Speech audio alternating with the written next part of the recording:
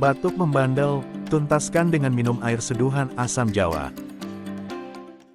Zat-zat dalam asam jawa berkhasiat antitusif dan ekspektoran yang tidak hanya dapat kurangi frekuensi batuk, tapi juga bantu mengeluarkan dahak. Siapkan 5-7 butir daging asam jawa beserta bijinya.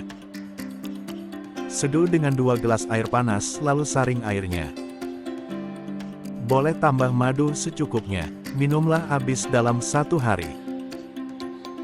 Terus lakukan ini minimal selama 3 hari berturut-turut. Follow @theherba untuk jadi ahli herbal buat teman dan keluargamu.